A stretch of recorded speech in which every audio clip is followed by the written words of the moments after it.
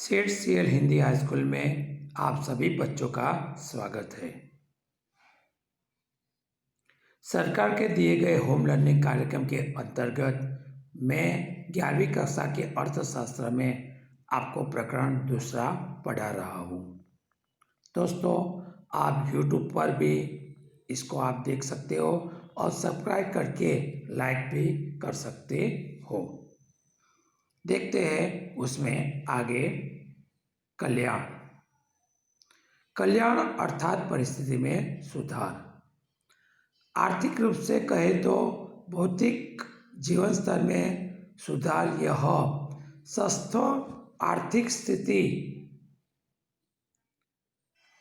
को दर्शाता है। अध्यात्मक से लेकर अर्थशास्त्र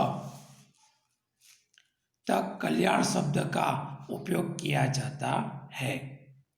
मनुष्य जीवन के तमाम क्षेत्रों में कल्याण ऐसी अपेक्षा रखता है, यानी कि कल्याण हो ऐसी अपेक्षा रखता है, अर्थात अधिक अच्छी स्थिति की इच्छा रखता है।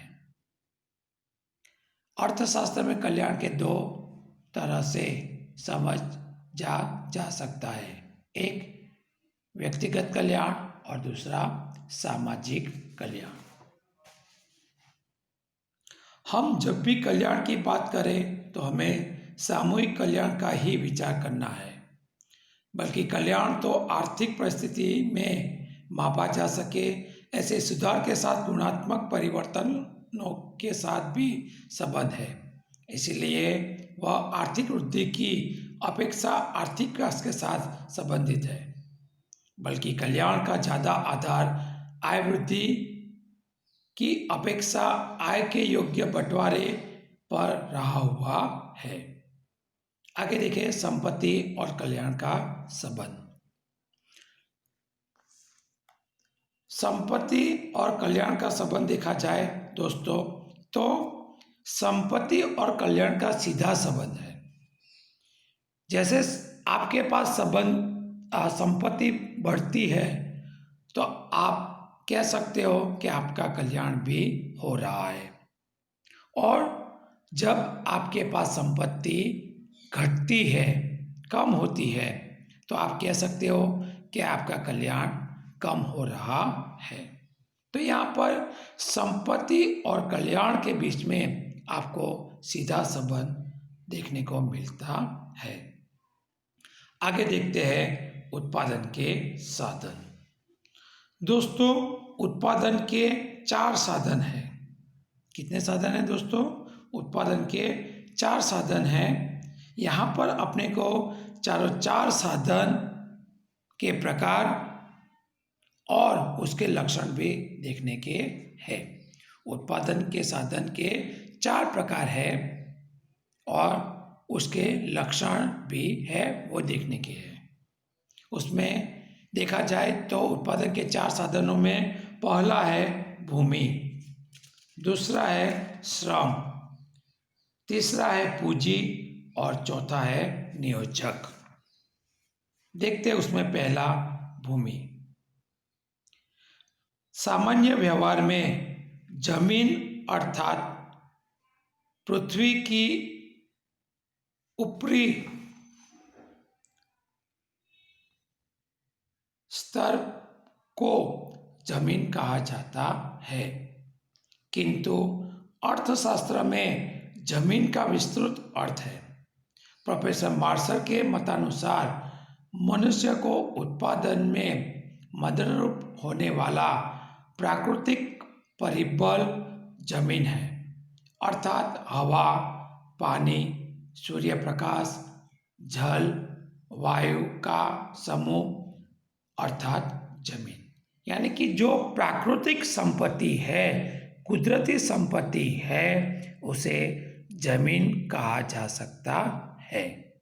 तो सामान्य अर्थ में या सामान्य आपको याद रखना हो तो आप कह सकते हैं जमीन अर्थात प्राकृतिक संपत्ति।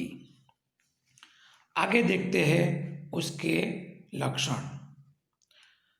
यहाँ पर जमीन या भूमि के 5 लक्षण बताए गए हैं। उसमें पहला लक्षण है भूमि प्राकृतिक उपहार है। हाँ दोस्तों, जो भूमि है वो हमारी नहीं है, बल्कि कुदरत ने अपने को दी है, यानी कि वो एक प्रकार से एक उपहार है, भेंट है। यह मानव सर्जित नहीं है। दूसरा लक्षण है भूमि की कुल पूर्ति स्थिर है, यानी कि भूमि को बढ़ाया नहीं जा सकता, यानी कि उसकी पूर्ति जो है वो कैसी है दोस्तों, स्थिर है। तीसरा उसका लक्षण है भूमि भौगोलिक रूप से अगतिशील है, यानी कि भौगोलिक रूप से देखा जाए तो अहमदाबाद की जो ज़मीन है दोस्तों, वो आप मुंबई नहीं ले जा सकते। हाँ, मिट्टी ले जा सकते हो, मगर ज़मीन या भूमि नहीं ले जा सकते। इसलिए आप कह सकते हैं कि भूमि अगतिशील है। चौथा लक्षण है भूमि की उर्वरा शक्ति अलग अलग होती है, यानी कि उसकी उपज अलग अलग होती है। उसकी फलद्रुपता भी कह सकते हो दोस्तों। सभी जमीन की फलद्रुपता अलग अलग होती है। अहमदाबाद की ज़मीन देखी जाए या बड़ौदा की ज़मीन को देखा जाए तो दोनों की जो फलद्रुपता है, उर्वरा शक्ति है, वो उर्वरा शक्ति अलग अलग देखने को मिलती है। पांचवा लक्षण है भूमि को मिलने वाले मुआवजे को किराया कहते हैं। तो यहाँ पर भूमि को जो मुआवजा मिलता है उसको किराया कहा जाता है। दूसरा मुख्य उत्पादन का साधन है श्रम। श्रम अर्थात क्या? श्रम अर्थात अन्य व्यक्ति की निगरानी के अधीन आर्थिक बदले की भावना से किया जाने वाला शारीरिक या मानसिक कार्य को श्रम कहते हैं, और श्रम करने वाले को श्रमिक कहते हैं। फिर से एक बार दोस्तों, अन्य व्यक्ति की निगरानी में जो शारीरिक या मानसिक कार्य किया जाता है, यानी कि आर्थिक बदले की भावना से। फिर से एक बार देखते हैं, अन्य व्यक्ति की निगरानी के अधीन आर्थिक बदले की भावना से किया जाने वाला शारीरिक या मानसिक कार्य को श्रम कहते हैं, और वो जो श्रम करने वाला व्यक्ति होता है उसे श्रमिक कहा जाता है। उसके लक्षण देखे जाए तो उसके भी लक्षण हैं, और दूसरा ये कहा जाए तो श्रम जो होता है वो प्राकृतिक परिबल अर्थात भूमि और मानव परिबल अर्थात श्रम, यानी कि यहाँ पर जो कुदरत ने दिया है वो नहीं है। सही है, श्रम यानी वो प्राकृतिक परिबल है एक प्रकार से श्रम, क्योंकि वैसे देखा जाए तो कुदरत ने ही अपने को शारीरिक शक्ति और मानसिक शक्ति दी है। तो यहाँ पर उसके लक्षण देखे आगे, तो श्रम के भी 6 लक्षण हैं दोस्तों। कितने लक्षण हैं दोस्तों? श्रम के 6 लक्षण हैं। उसमें एक श्रम और श्रमिक अविभाज्य है, यानी कि जहाँ पर श्रमिक है वहीं पर श्रम होता है। श्रम और श्रमिक को दोनों को अलग नहीं किया जा सकता। दूसरा लक्षण है श्रम नाशवान है। यानी कि दोस्तों, जिस दिन आप काम नहीं करोगे तो उस दिन का काम या कार्य नाश हो जाता है। तो यहाँ पर श्रम जो है वो नाशवान है। दूसरे दिन आप उस श्रम को नहीं कर सकते। तीसरा है सामाजिक मानसिक कारण श्रम की गतिशीलता को असर करते हैं। यहाँ पर कई बार जो श्रमिक होता है वो सामाजिक और मानसिक कारण के कारण कई बार वो अपने परिवार को छोड़कर भी नहीं जाता।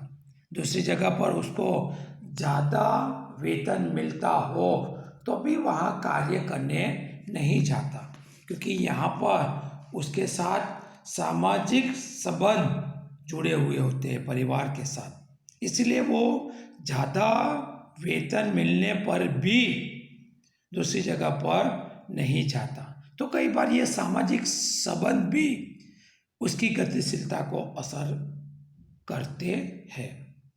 चौथा लक्षण है प्रत्येक श्रमिक की कार्यक्षमता अलग अलग होती है। यहाँ जो भी श्रमिक है उसकी कार्यक्षमता दोस्तों देखी जाए तो अलग अलग होती है। ए व्यक्ति की जितनी कार्यक्षमता है उतनी ही बी व्यक्ति की देखी नहीं जाती। या तो ज़्यादा देखी जा सकती है या तो कम देखी जा सकती है। तो यहाँ पर हम कह सकते हैं कि सभी श्रमिकों की कार्यक्षमता अलग अलग होती है। पांचवा लक्षण है श्रम की पूर्ति का आधार जनसंख्या पर है। यानी कि आप श्रमिक की या श्रम की पूर्ति करना चाहते हो तो आपको जनसंख्या पर आधार रखना पड़ेगा। यानी कि जनसंख्या बढ़ेगी तो आप कह सकते हो कि श्रम भी बढ़ेगा। जैसे कि 5 व्यक्ति कार्य कर रहे हैं उसकी जगह पर 10 व्यक्ति कार्य करें तो श्रम बढ़ जाएगा। यानी कि संख्या श्रमिकों की बढ़ेगी तो कार्य भी बढ़ जाएगा। इसलिए कह सकते हैं कि श्रम का आधार जनसंख्या पर होता है।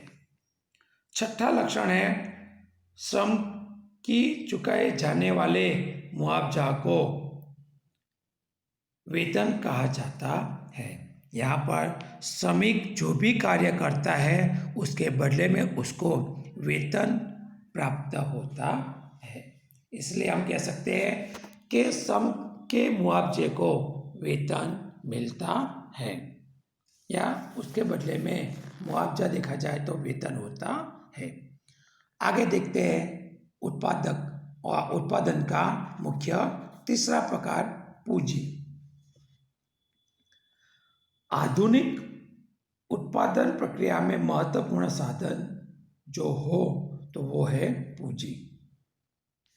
श्रम और भूमि प्राकृतिक सर्जन है, जबकि पूंजी उत्पादन का मानव सृजित साधन है। पूंजी अर्थात ऐसी भौतिक वस्तुएं जो उत्पादन में मदद रूप हो। पूंजी को उत्पादन का उत्पादित साधन माना जाता है, क्योंकि पूंजी एक ऐसी भौतिक वस्तु है कि जिसका उत्पादन होता है, फिर वो उत्पादन में मदद करती है। उदाहरण स्वरूप ट्रैक्टर का उत्पादन हुआ है, इसके बाद वह कृषि उत्पादन में मददरूप होता है और वो मानव सर्जित है। ट्रैक्टर को बनाने वाला जो व्यक्ति होता है वो मानव सर्जित है, मानव बनाता है ट्रैक्टर को। इसलिए आप कह सकते हो कि पूंजी जो है वो मानव सर्जित साधन है। आगे देखें तो उसके लक्षण, उसमें भी 4 लक्षण दिए गए हैं। एक, उत्पादन का मानव सर्जित साधन है। हाँ दोस्तों, पूंजी वो उत्पादन का मानव सृजित साधन है, जैसे कि यंत्र को बनाने वाला कौन है? मानव है। इसलिए आप कह सकते हैं कि मानव सृजित पूंजी साधन है। दूसरा लक्षण है उत्पादन का सबसे अधिक गतिशील साधन है। उत्पादन के जो दोस्तों 4 साधन हैं उसमें सबसे अधिक गतिशील साधन जो कोई हो तो वो है पूंजी। पूंजी को आप यहाँ बैठे बैठे भारत देश में से भी आप अमेरिका में पैसे भेज सकते हो। इसलिए आप कह सकते हो ऑनलाइन या मनी ट्रांसफर द्वारा आप अमेरिका में भी अपने परिवारों को पैसे दे सकते हो। इसलिए आपने देखा कि यहाँ पर कितनी जल्दी से वहाँ पर अमेरिका में पैसे या राशि या मुद्रा पहुँच जाते हैं या मिल जाते हैं। इसलिए आप कह सकते हो कि पूंजी सबसे गतिशील साधन है। तीसरा लक्षण है पूंजी की कमी है। कई बार कहा जाता है कि पूंजी की क्या होती है दोस्तों? कमी होती है। जैसे कि सोना एक प्रकार से क्या है? पूंजी है। मुद्रा वो भी एक प्रकार की पूंजी है। तो वहाँ पर उसकी कमी देखने को भी मिलती है, वो ज़्यादा नहीं होती। चौथा लक्षण है पूंजी को मिलने वाले मुआवजे को ब्याज कहते हैं। यहाँ पर जैसे हमने देखा कि भूमि या जमीन को मुआवजे में क्या मिल रहा है दोस्तों? तो किराया मिल रहा है। जबकि दूसरे साधन में हमने देखा श्रमिक को मुआवजे में क्या मिल रहा है? वेतन मिल रहा है। वैसे यहाँ पर भी पूंजी को मुआवजे में ब्याज मिलता है। आगे देखें तो उसका उत्पादन का चौथा प्रकार है वो है नियोजक। नियोजक जो होता है दोस्तों वो डायरेक्टर का जैसे कार्य करता है। नियोजक जो है आप जानते हो श्रम कई जगह पर पड़ा है, दूसरी जगह पर पड़ा है, पूंजी भी दूसरी जगह पर पड़ी है, मगर उसको संयोजित या संयोजन करने का जो कार्य करता है उसे नियोजक कहा जाता है। यहाँ पर नियोजक के अलावा बाकी साधनों को संयोजन का कार्य जो करता है उसे नियोजक कहा जाता है। नियोजक जो है वो धंधे का नुकसान भी उठाता है और लाभ भी लेता है। आगे देखें तो उसके लक्षण। पहला लक्षण है वह आर्थिक निर्णय लेता है। नियोजक जो है वो आर्थिक बातों का जो निर्णय लेना होता है वो खुद लेता है। कौन सी वस्तु का उत्पादन करने का है, कितना करने का है, कितना उसमें उसको लाभ होगा या नहीं होगा, वो सब कुछ सोचकर वो खुद निर्णय लेता है। इसलिए आप कह सकते हो कि नियोजक आर्थिक निर्णय लेता है। दूसरा, वह जोखिम उठाता है। नियोजक जो है वही सिर्फ एक ही ऐसा साधन है कि वो खुद जोखिम उठाते हैं। बाकी के 3 साधनों को देखा जाए तो सभी साधन अलग अलग होते हैं, वो जोखिम नहीं उठाते। जमीन वाला कहता है कि मेरे को किराया दो, श्रमिक कहता है मेरे को वेतन दो, और पूंजी वाला कहता है मेरे को ब्याज दो। नियोजक ही ऐसा मानव है या साधन है कि जो वो जोखिम उठाता है। इसलिए आप कह सकते हो कि नियोजक ही जोखिम उठाता है और लाभ भी लेता है। तीसरा उसका लक्षण है नियोजन शक्ति, यह गुण है। नियोजक में एक नियोजन शक्ति का गुण होता है। किस प्रकार से आयोजन करने का है, नहीं करने का है, उसमें एक विशिष्ट गुण होता है। इसलिए आप कह सकते हो कि उसमें नियोजन शक्ति का गुण देखने को मिलता है। और चौथा आखिरी लक्षण है इससे मिलने वाले मुआवजे को लाभ कहा जाता है। उसको मुआवजे में बदले में लाभ मिलता है। तो ऐसे उत्पादन के 4 प्रकार है और उसके ऐसे लक्षण हैं। दोस्तों, बस आज के दिन के लिए इतना ही। अस्तु।